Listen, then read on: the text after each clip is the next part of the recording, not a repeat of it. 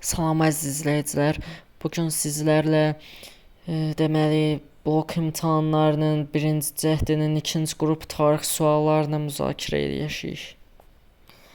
Demək 61-ci suala baxırıq. 13-cü əsrin 30-cu illərinin sonu, 50-ci illərinin ortaları Azərbaycan tarixi üçün səciyyəvidir. Akif xan Qazanxan tərəfindən islahatlar keçirilməsi 1295 1304. Bunu çıxırıq. Qızıl Orda xanı Toxtamışın yürüşlərinə məruz qalması 1385. Da getdi. Çünki bizdən tələb olunan 13-cü əsrin 30-cu illərinin sonu, 50-ci illərinin ortalarıdır. Ali Monqol xaqanlığının canişinləri tərəfindən idarə olunması 1239 1256. Əmir Teymurun canişinləri tərəfindən idarə olunması bu 1386-dan 1405-ci ilə kimidir. Bunu da çıxırıq. Cəlairlər dövlətinin hakimiyyətinin qəbul edilməsi 1367. Yəni də çıxırıq. Cavab C variantıdır. Ona görə ki, o 39-cu il 13-cü əsrin 30-cu illərinin son sayılır. 1256 isə 13-cü əsrin 50-ci illərinin ortalarıdır. Yəni keçən səfər bunun izahını vermişdim, lakin bir daha vermək daha məsləhətdir. Çünki təkrar biliyin anasıdır. 1500-cü ildə Caban adlı yerdə baş verən döyüşdə Şirvanşah Fərrux Yasarın qoşunu məğlubiyyətə uğradıldı. Səfəvi qoşunu bu döyüşdən sonra Şamaxını 1501-ci ilin yazında isə Bakını tutdu. Gülüstan qalasını mühasirəyə aldı. Bu zaman Ağqoyunlular şimala doğru yürüşə başladılar. Verilən prosesin nəticəsində Səfəvi dövləti Xorasanı geri qaytardı səhvdir. Çünki Xorasan geri qaytarıldı 1599-da. Əlvənd padşahlar Səfəvilər arasında döyüş baş verdi. Bu düzdür. Çünki 1501-ci ildə Şərur döyüşü oldu. Şərur döyüşü nəticəsində Şeyx İsmail Əlvəndi məğlub edərək Təbrizə daxil olur və nəticədə demək Səfəvi dövləti yaranır Azərbaycan ərazisində. Azərbaycan torpaqlarının vahid dövlətin tərkibində birləşdirilməsi başa çatdı. 1551-ci ildə olur. Şah Təhmasibin vaxtına düşür. Şirvanşahlar dövlət süquta uğradıldı 1538. Şah 1-ci Təhmasib tərəfindən. Osmanlı Sultanı 1-ci Süleyman Azərbaycana hücum elədi 1534-cü ildə. Bu da getdi. Çünki 1534-cü ildə artıq Şah İsmail 10 ildir ki vəfat eləmişdi və hakimiyyətdə Şah 1-ci Təhmasib var idi. Bu səbəbdən qalır B variantı.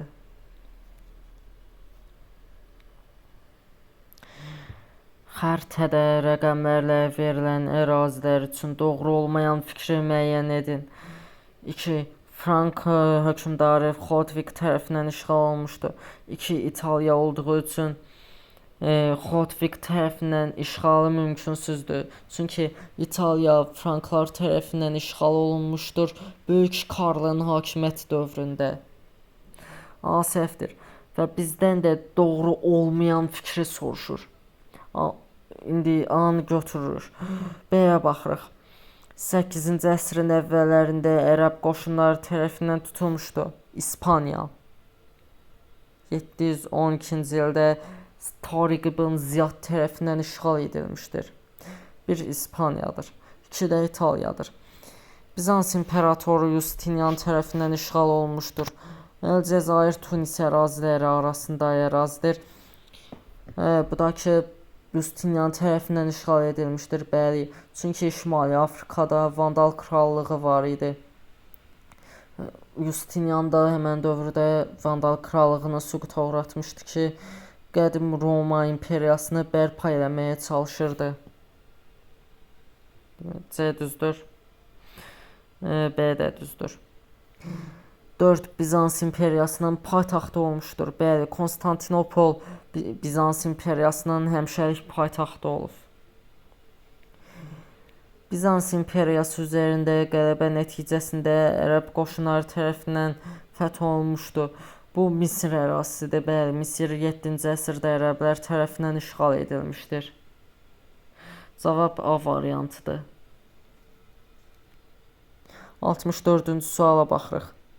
Hadisələrdən hansılarının yerini dəyişdikdə düzgün xronoloji ardıcıllıq yaranır?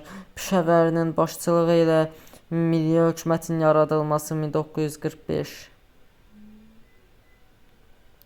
Xiyabaninin başçılığı ilə milli hökumətin yaradılması 1920. Dünyada ilk dəfə olaraq Azərbaycanda açıq dənizdə neft çıxarılmağa başlanması 1949. Azərbaycan SSR-də konstitusiyaya dövlət dilinin Azərbaycan dili olması haqqında maddənin əlavə edilməsi 1956. Burada lap başdan axıra kimi gedirik. Başdan axıra kimi getdiyimiz üçün 1 ilə 2-nin yerini dəyişmək lazımdır. Yəni ki, 2 başda duracaq, 1 isə altda duracaq. Cavab B variantıdır. Roma sərkərdəsi Pompeyin Albaniyaya hücum etməkdə məqsədi Albaniyanın Selevkilərdən asılılığına son qoymaq səhvdir. Çünki Albaniya həmən vaxtı müstəqil dövlət idi. Selevkilər də artıq 100 ildir ki, parçalanmışdı. Karra şəhəri yaxınlığında baş verən döyüşdəki məğlubiyyətin əvəzini çıxmaq bu səhvdir. Çünki Parfiya ilə eləmişdir Karra döyüşünü. Və bu səbəbdən də əsas qisası Parfiya dövlətindən almalıdır, Albaniyadan deyil. Dərbənd istiqamətində irəliyib Alan tayfalarının yürüşlərinin qarşısını almaq bu da səhvdir. Çünki Alan tayfaları Azərbaycan ərazilərinə hücum edirdilər, Dəryal keçidindən keçərək. Yəni Roma ərazisinə hər hansı bir hücumları olmamışdır. Mərkəz Asiyanın işğalını başa çatdırmaq bu da səhvdir. Çünki Roma imperiyasının sərhədləri yaxud Roma Respublikasının sərhədləri heç bir zaman Mərkəzi Asiya kimi uzanmamışdır. Buna səbəb Parfiya dövlətidir. Çünki Roma Parfiyanı vaxtında məğlub edə bilmədiyi üçün Parfiya dövləti Roma və Mərkəzi Asiya arasında bufer zona olaraq qalmışdır. D getdi. Hindistanla Qaradəniz sahillərini birləşdirən ticarət yollarını ələ keçirmək bu düzdür. Çünki Roma həmən zaman Hindistanla Qaradəniz sahillərini birləşdirən ticarət yollarını ələ keçirməyə çalışırdı. Cavab E variantıdır. Almaniyanın 1926-cı il, Türkiyə Respublikasının 1932-ci il tarixlərinə aid oxşarlıq. Konstitusiyanın qəbul edilməsi səhvdir. Çünki Türkiyədə konstitusiya 1924-də qəbul edildi. Almaniyada 1919-cu ildə qəbul edildi. İqtisadi sahədə 5 illik planın tətbiq edilməsi bu da səhvdir. Çünki Türkiyədə 1930-cu illərdə tətbiq olunmuşdur. Müstəmləkələrdən məhrum edilməsi Türkiyə Respublikasının heç bir zaman müstəmləkəsi olmamışdır. Briyan-Kellogg paktının imzalanması. Burada Türkiyə olmadığı üçün Türkiyə ilə əlaqəsi yoxdur. Millətlər Cəmiyyətinə daxil olması bu düzdür. Çünki Almaniya 1926-cı ildə, Türkiyə isə 1932-ci ildə Millətlər Cəmiyyətinə üzv olmuşdur. 67. Sxemi tamamlayın. Azərbaycanda xilafət dövründə vergilər. Molcəhət BR Türkman sülalələrinin hakimiyyət dövrünə düşür. A-nı çıxırıq. Divan mülk, torpaq mülkiyyət formalarıdır. Lakin bizdən vergi tələb olunur. B-ni çıxırıq. İqta vəqf dediyimiz kimi bizdən vergi tələb olunur. Bunlar isə torpaq mülkiyyət formasıdır. Xərac, cizyə. Bu düzdür, çünki xərac torpaq vergisidir. Cizyə isə can vergisidir ki, qeyri-müsəlmanlardan alınırdı. Xaraq, Gezid. Bunlar Sasani dövrünə düşür. Ərəblər dövründə tam tərsidir. Buna görə E variantında çıxırıq, qalır D variantı. Xəritədə ərazisi ulduzla qeyd olunmuş rayona aid olanları müəyyən edin. Ulduzla qeyd olunan rayon Kəlbəcərdir.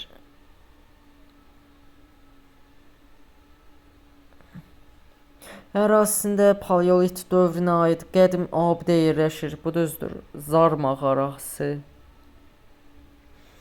8 noyabr 2020-ci ildə Azərbaycan ordusu tərəfindən işğaldan azad edilmişdir Şuşa.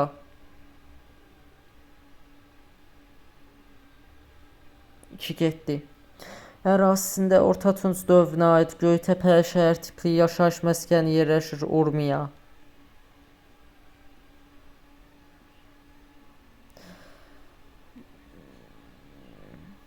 Ərazisində Erkən Tunc dövrünə aid Sərkərtəpə abidəsi yerləşir Xaçmaz.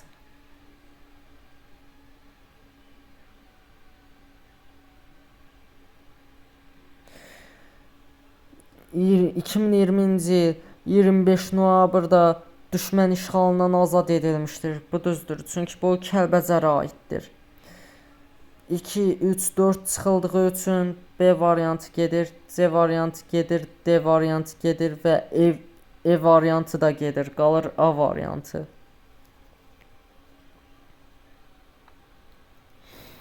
Eramızdan əvvəl 2-ci minilliyin sonlarında Mikena mədəniyyətinin məhv olmasının səbəbi Dori tayfalarının Yunanistan'a hücum eləməsi. Bu düzdür.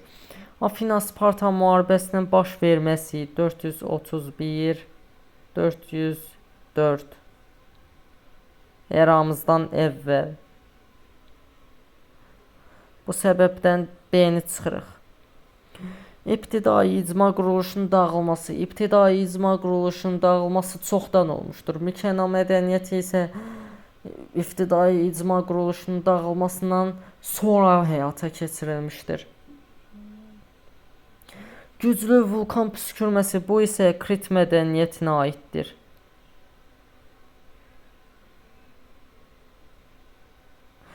Yunanlıların koloniyalarda məskunlaşması, bunun ona bir dəxli yoxdur. Bu səbəbdən E variantı və D variantı gedir, qalır A variantı. 2-ci Qarabağ müharibəsi Vətən müharibəsi dövrünə aid deyil.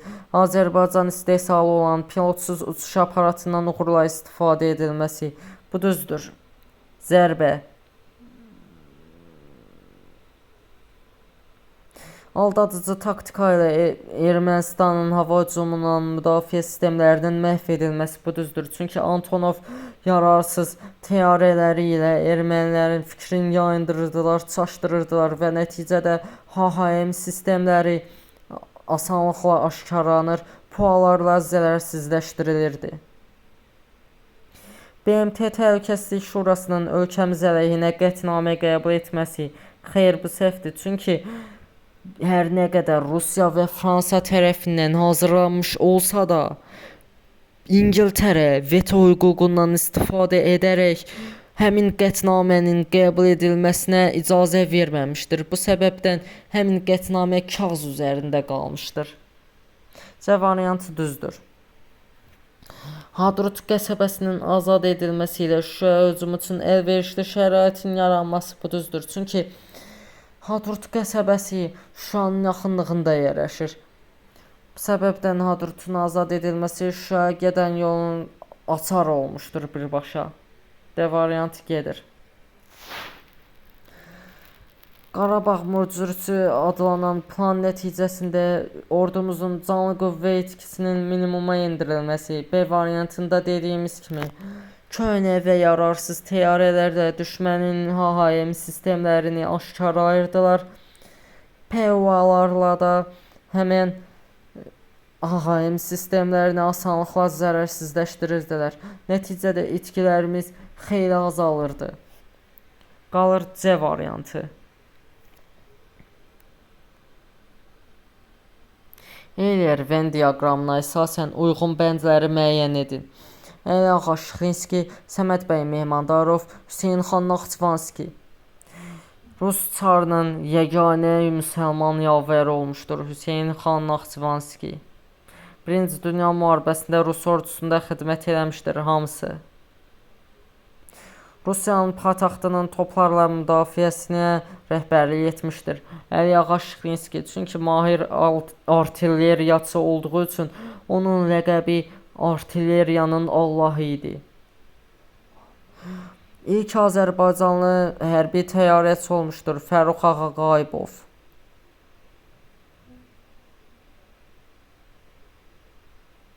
Fərrux Ağaqayıbov Eyler-Venn diaqramında olmadığı üçün bu heç birinə aid deyil. Döyüş şücaətinə görə brilyantla bəzədilmiş Georgi silahı ilə təltif edilmişdir. Bu isə Səməd bəy Mehmandarova aiddir.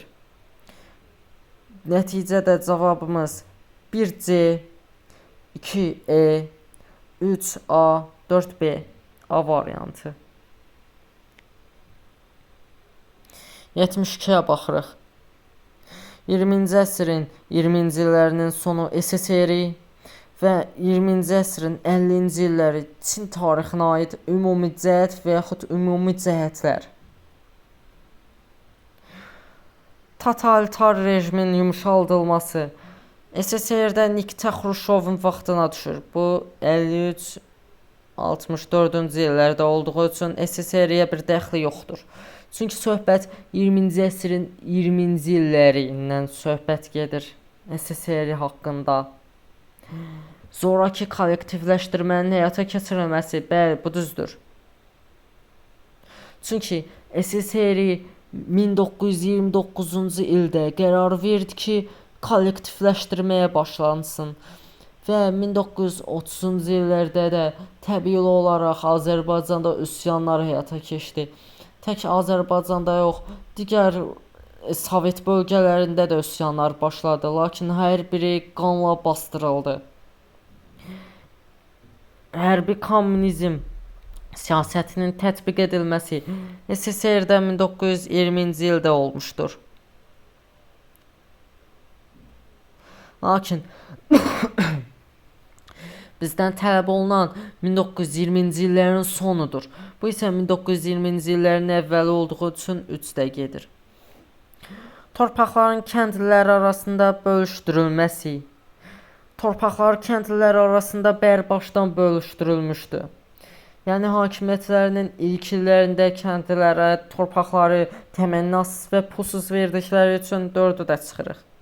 Nəticədə A variantı gedir, D variantı gedir, C variantı gedir, B variantı gedir. Qalır E variantı.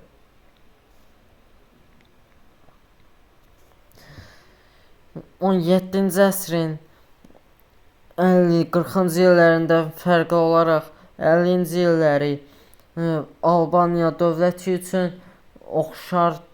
yəni Albaniya dövləti üçün səciyyəvi idi. Sasanilər dövləti ilə sülh müqaviləsinin imzalanması nə 7-ci əsrin 40-cı illərində, nə də 7-ci əsrin 50-ci illərində Sasanilərlə hər hansı bir müqavilə yoxdur. Çünki Sasanilər 651-ci ildə ərəblər tərəfindən süquta uğradılmışdı. Daxili müstəqilliyin ləğv edilməsi. Daxili müstəqilliyin ləğv edilməsi 705-ci ildə olmuşdur. Xilafətə verilən vergilərin 1/3 qədər azaldılması 667-670.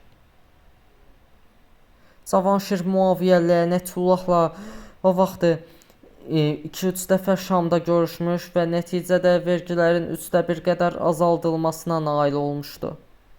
Bu səbəbdən C-ni də çıxırıq, B-ni də çıxırıq. Bizans İmperatoru ilə ittifaqın yaradılması 653-cü il. Ona görə ki, 2-ci Konstant ilə həmən vaxtı Cavanşir 653-cü ildə görüş həyata keçirmişdilər və ərəblər əleyhinə ittifaq qurmuşdular. Lakin Bizans təəssüf ki, öz sözünün üstündə durmamışdır. Xəzər xaqanlığı ilə müqavilə bağlanmağı 665-ci il. Nəticədə qalır D variantı. Çünki burada adı çəkilən heç bir variant D variantı istisna olmaqla 650-ci illərə aid deyildir. Nəinki Albaniyaya daxil.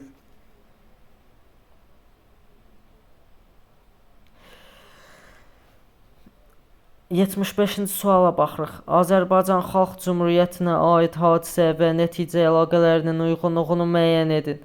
Müəssislər Məclisinə seçki haqqında əsasnamənin qəbul edilməsi parlament fəaliyyətə başladı. Xeyr, bu səhvdir. Çünki parlament 1918-ci ilin 7 dekabrında fəaliyyətə başlayıb. Seçkilər haqqında əsasnamə 1919-cu ildə verilmişdir. Lakin Sovet Rusiyasının müdaxiləsi buna imkan verməyib. Bir çıxırıqsa A variantı da gedir, E variantı da gedir. Bakının işğaldan azad edilməsi Milli Şura fəaliyyətini dayandırdı. Xeyr, bu səhvdir. Çünki Milli Şura fəaliyyətini dayandırmışdı. Nuru Paşanın AXC-ni tanımamağına görə yaranmış iyun böhranına görə. Belə ki, Nuru Paşa gəlmişdi Gəncəyə və AXC-ni tanımamışdı. Nəticədə iyun böhranı yarandı. Milli Şura da fəaliyyətini dayandıraraq öz səlahiyyətlərini verdi ikinci hökumətə. Mudros müqaviləsinin imzalanması Osmanlı hərbi qüvvələri Naxçıvanı tərk etdi. Bu düzdür. Çünki Mudros müqaviləsinə görə Osmanlılar nəinki Naxçıvanı, bütünlüklə şimallı, cənublu bütün Azərbaycanı tərk eləməli idilər. Əsgəran döyüşünün baş verməsi milli ordumuzun hissələri erməni dəstələrini məğlubiyyətə uğratdı. Bu da düzdür. Çünki 1920-ci ildə Həbib bəy Səlimovun başçılığı ilə milli ordumuz erməniləri məğlubiyyətə uğratmışdı. İkinci çıxdığımız üçün B variantı da gedir, D variantı da gedir. Qalır C variantı. 19-cu əsrin ikinci yarısında Şimali Qafqaz və Mərkəzi Asiya tarixinə aid olan ümumi cəhət Pyotr Stolypinin torpaq islahatının keçirilməsi 20-ci əsr olduğu üçün A-nı saymırıq. Rusiya dövləti tərəfindən işğal edilməsi 1864, 1895. Bu ümumi cəhətdir hər ikisi üçün.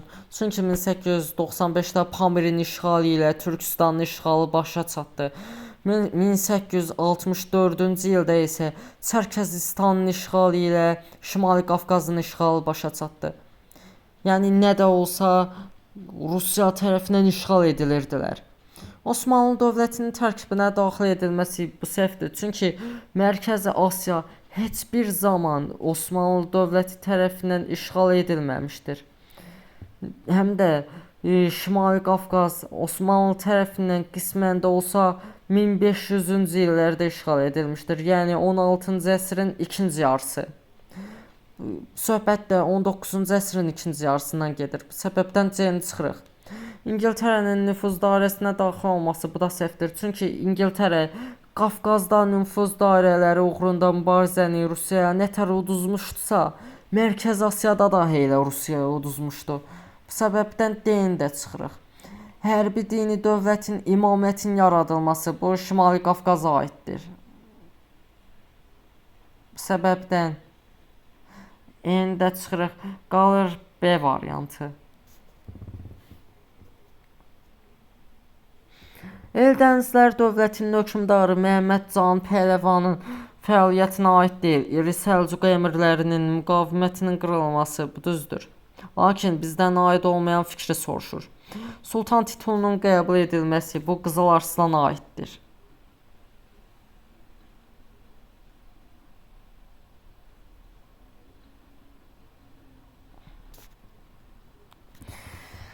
Paytaxtın Naxçıvan şəhərindən köçürülməsi bu da düzdür. Çünki Həmədan şəhərinə köçürmüşdür. Gürcü feodallarının hücumlarının qarşısının alınması, bu da düzdür. Çünki istər şahzadəliyi dövrü, istərsə də şahlığı dövründə gürcülərə qarşı mübarizə aparmışdır ömür boyu.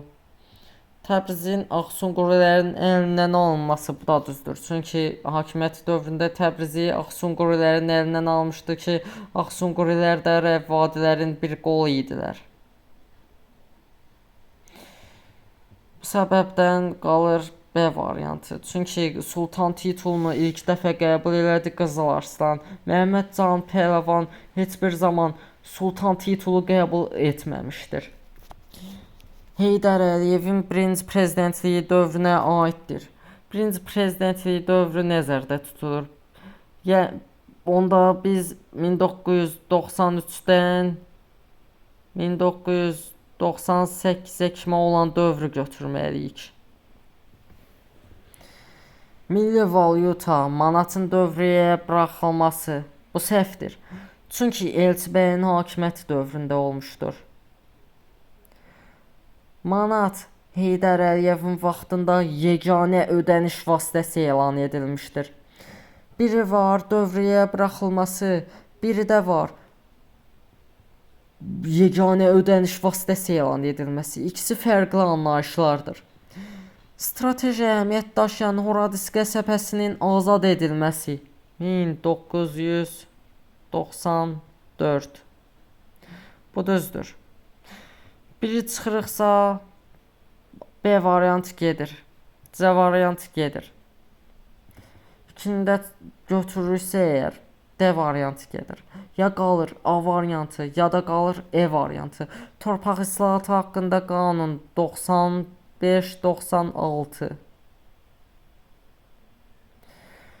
Bu da Heydər Əliyevin birinci prezidentliyi dövrünə düşür. Çünki torpaq islahatı haqqında qanun qəbul edir və təmənnasız, ödənişsiz kəndlilərin ixtiyarına verir.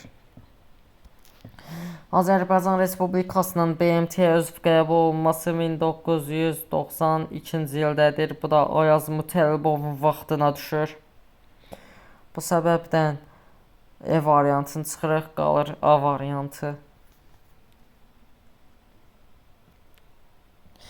Əsası Kəngərli tayfasının başçısı tərəfindən qoyulmuş bu xanlıq Zəngəzurdan Araz çayı vadisinə kimi olan əraziləri əhatə etmişdir.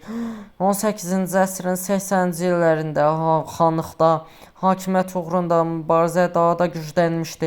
İkinci Rusiya-Qacarlar müharibəsi vaxtı Rus qoşunları tərəfindən işğal edilmişdi. Bizdən də nə soruşur? Soruşur ki, mətndə haqqında bəhs edilən xanlıqla İrəvan xanlığının ümumi cəhətlərini müəyyən edin. Onda biz B götürəcək ki, Naxçıvan xanlığı ilə yanaşı İrəvan xanlığına da aid xüsusiyyət olsun.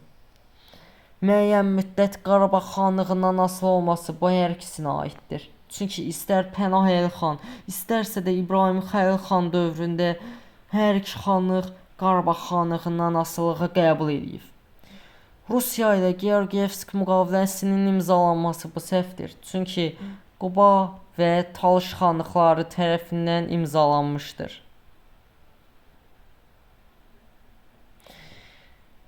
Keçmiş Çuxur Səyid Bəylərbəyliyinin ərazisində yaranması bu düzdür. Çünki Çuxur Səyid Bəylərbəyliyinin ərazisini əhatə edirdi hər iki xanlıq.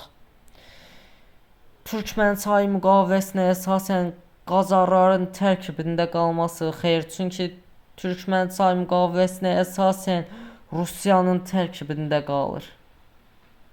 Lakin Qacarların tərkibində qalır Gülüstan müqaviləsinə əsasən.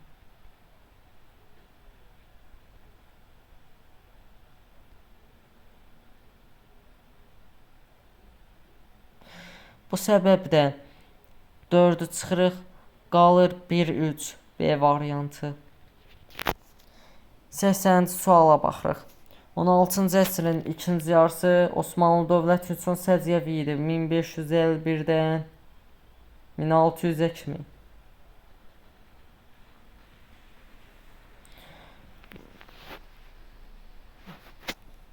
Ağqoyunlu qoşunlarının məğlub edilməsi 1473.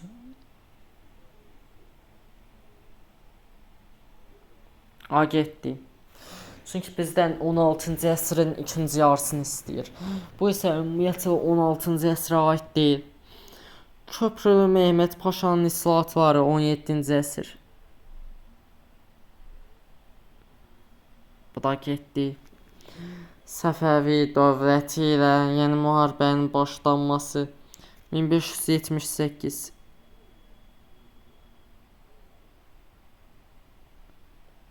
Viyana şəhərinin mühasirəyə alınması 1529 və 1683. Çünki ümumi mühasirəyə alınması deyilir. Yəni birinci, ikinci mühasirədən söhbət getmir ümumən. Yəni nə birinci mühasirə, nə də ikinci mühasirə 16-cı əsrin ikinci yarısına düşür. De getdi. Misir Məmlük Sultanlığına son qoyulması 1517. Bu da birinci yarısına düşür. Bu səbəbdən E variantı da gedir, qalır C variantı. 81-ci suala baxırıq. 19-cu əsrin 80-ci illərində Şimali Azərbaycanın iqtisadiyyatı üçün səciyyəvi idi. Yəni 1880-1889-cu illərdə baş vermiş hadisələrdən biri Şimali Azərbaycan iqtisadiyyatına aid olacaq. Sahibkar kəndlilərinin mükəlləfiyyət daşımaqdan azad edilməsi bu səhvdir, çünki 1870-ci ilə aiddir. Hacı Zeynalabdin Tağıyev tərəfindən Bakıda toxuculuq fabrikinin açılması 1901. Əhmədli kəndi, bu da səhvdir. Bəy və ağalara tiyul torpaqları üzərində tam irsi mülkiyyət hüququnun verilməsi. Bu 6 dekabr reskriptinə əsasən idi. 1846.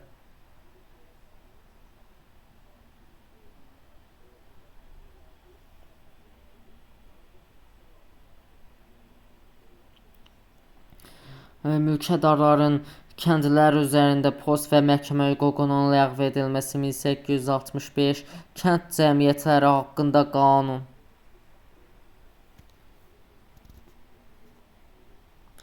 Bakı-Tiflis dəmir yolunun işə salınması 1886. Qalır E variantı. Uyğur dövlətini ikinci Göytürk dövlətindən fərqləndirirdi. Türk mənşəli Sülalə tərəfindən idarə olunması oxşar cəhət. Çinə hücum oxşar cəhət. Əgər 1-dən 2-ni çıxırıqsa B variantı da gedir, A variantı da gedir, D variantı da gedir, E variantı da gedir, qalır C variantı. C variantı. Niyə 4 deyil? Çünki hökmdarın xaqan titulunun daşınması bu oxşar cəhətdir. 19-cu əsrin yəni 9-cu əsrin 40-cı illərində süqut eləyir Uyğur dövləti 843.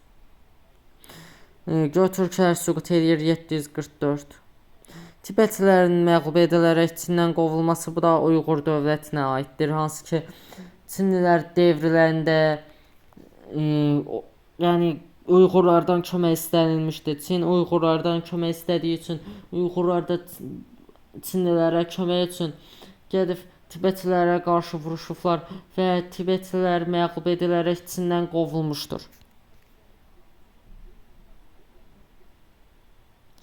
83-cü suala baxırıq. Rəvvadilər dövlətinin Şirvanşahlar dövləti ilə oxşar Salarilər dövləti ilə fərqli xüsusiyyətlərini müəyyən edin. Ərəb mənşəli Sülalə tərəfindən yaradılmışdı. İndi Salarilərdən fərqli olmalıdır. Lakin Şirvanşahlarla oxşar olmalıdır. Salarilərin əsasını qoyub Türk mənşəli Kəngərli sülaləsi. Ona görə biri götürürük. Lakin Rəvvadi ilə Şəddadi ərəb mənşəli sülalələr tərəfindən yaradılıb. Biri Rəvvadi sülaləsi tərəfindən, digəri Məziyyədi sülaləsi tərəfindən yaradılıb. Böyük Səlcuq dövlətindən asılı olmuşdur, bəli. 1054 Rəvvadilər 1066, Şirvanşahlar Salarilər də süqut eləyib 981-də. Səlcuqlular yaranıb 1038-də. Bu səbəbdən ikini də götürürük. Slavyanların hücumundan məruz qalıb. Bu hər biri üçün oxşar cəhətdir. Həm də ki, rəvvadilər elə də Slavyan yürüşlərinə məruz qalmamışlar demək olar ki. Dəbil əmirliyini özünə birləşdirmişdi Şəddadilər.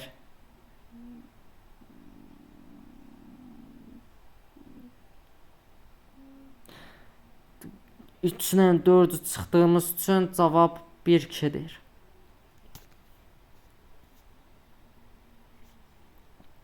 Neolit və eneolit dövrlərinə aid oxşar cəhətlər. Yəni bizdən soruşur hər ikisinə aid olan hadisələri və faktları.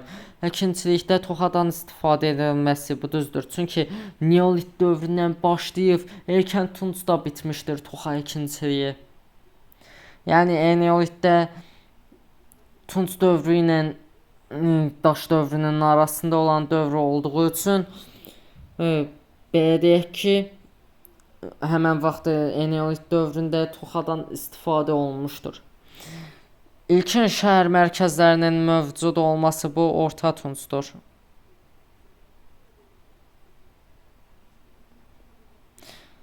İki getdi. Saxsı qablarının hazırlanması neolit dövründən başlayıb günümüzə kimi davam edən sənətkarlıq sahəsidir. Saxsı qablarının hazırlanması. Süni suvarma sistemindən istifadə olması bu erkən tunc dövrüdür. 4 çıxırıq. Təsərrüfatda daş aletlərdən istifadə edilməsi bu da düzdür. Çünki mis hər nə qədər kəşf edilmiş ilk metal olsa da mis yumuşaq olduğu üçün insanlar eneolit dövründə hələ də daşdan istifadə edirdilər. Bu səbəbdən həmin dövr eneolit dövrü adlanır. Yəni mis və daş. Bu səbəbdən cavab 1, 3, 5-dir. Xronoloji ardıcılığı müəyyən edin. Şirvanşahlar dövlətinin paytaxtının Bakı şəhərinə köçürülməsi 1192. Böyük Səlcuq dövlətinin paytaxtının Reyə köçürülməsi 1043. Teymurilərin paytaxtının Herata köçürülməyi təxminən 1408. Osmanlı dövlətinin paytaxtının Bursaya köçürülməsi 1326. İndi əvvəldən axıra kimi sıralayacağıq. Əvvəldən axıra kimi sıraladığımız üçün cavabımız 2, 1, 4 və 3-dür.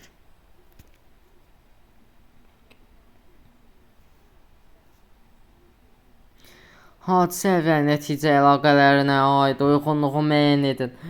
1711-ci ildə Prut-Çayı sahilində sülh müqaviləsinin imzalanması Rusiya Azov qalasını Osmanlı dövlətinə qaytardı. Bu düzdür, çünki müqəddəs birliklə müharibə zamanı Rusiya fürsətdən istifadə edərək Qaradəniz sahillərinə yürüş etmiş və Azov qalasını işğal etmişdir. Prut müqaviləsi ilə Rusiya həmin Azov qalasını qaytarır Osmanlıya. 1783-cü ildə Parisdə Versalda sülh müqaviləsinin imzalanması İngiltərə ABŞ-nin müstəqilliyini tanıdı, bu düzdür. Çünki ABŞ-nin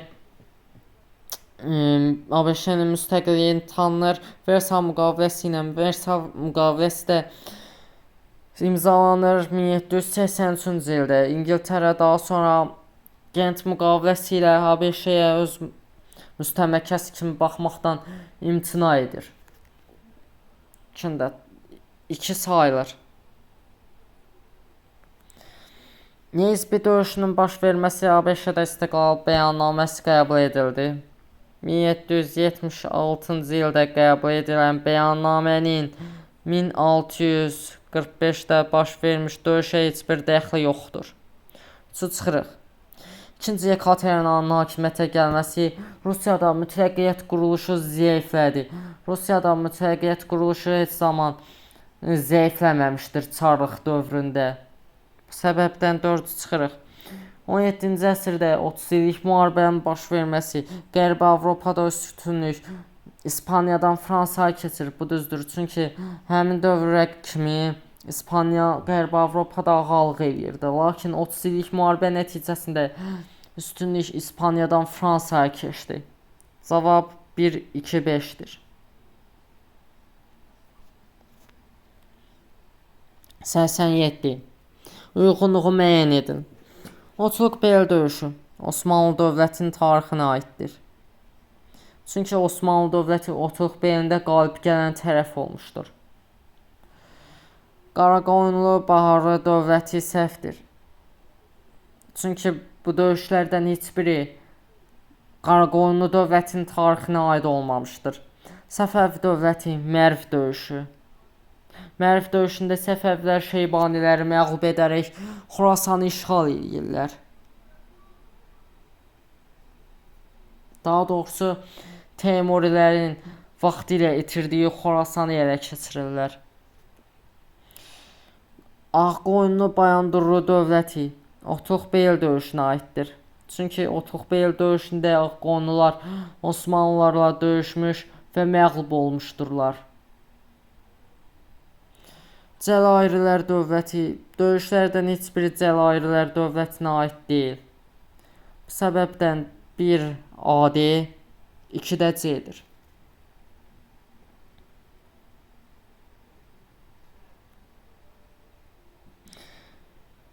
Situasiyaya baxırıq. Sədr. Söz Muxtar Mahmudova verilir. Muxtar Mahmudov. Cənablar, bugün parlamentin çıxardığı qərar bilirik ki, şimaldan hücum edən qüvvənin təsiri altında çıxarılan qərardır. Bu məsələyə görə parlament yığılır və məsuliyyəti tamamilə öz üzərinə götürən partiya ilə danışıqlar aparır. Danışıqlardan məqsəd qan tökülməsinin qarşısını almaqdır. Şimaldan gələn bu qüvvəni dəf etmək üçün Azərbaycan ordusunun qüvvəsi olmadığına görə parlament sonuncu iclasında hakimiyyətin yerli kommunistlərə təhvil verilməsi haqqında qərar qəbul etdi. Mənbədə haqqında bəhs edilən qərarın qəbul edilməsinə kəskin etiraz edən parlament üzvlərindən birinin adını yazın. Cumhuriyyətimizin qurucusu Məhəmməd Əmin Rəsulzadə.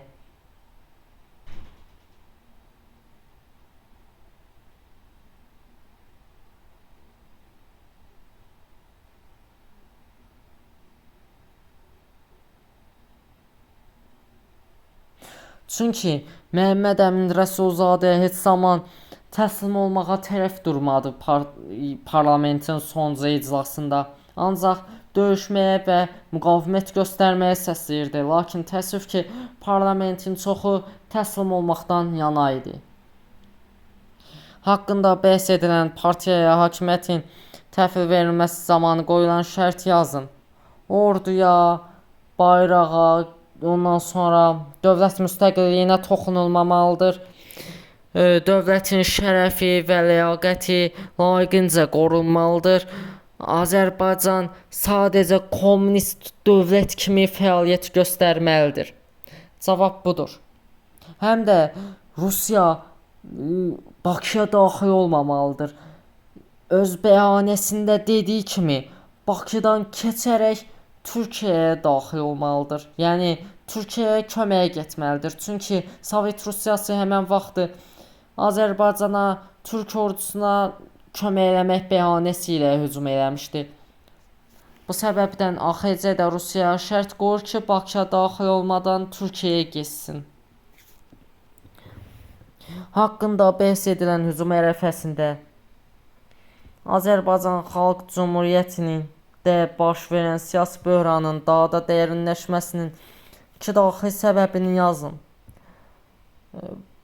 İndi birinci səbəb budur ki, 5-ci hökumət buraxıldı. İkinci səbəb də budur ki, kommunistlər istəmirdilər dövləti belə müstəqilliyini. Kommunistlər istəyirdilər ki, yəni Sovet Rusiyasının tərkibinə daxil olaq. Bu səbəbdən AXC-yə qarşı çevriliş planı hazırlayırdılar.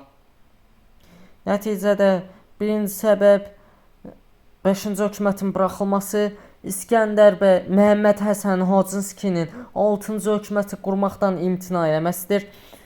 Daha sonra isə sol təmayüllü deputatların və partiyaların hökumətin təşkilində imtina eləməsidir. Nəticədə sualları təhlil etdik, ətraflı izahlar verildi. Ümid edirəm, inşallah ki, hər biriniz istədiyiniz balı yığmış və istədiyiniz universiteti seçmiş olarsınız. Gələcək həyatınızda hər birinizə uğurlar arzulayıram.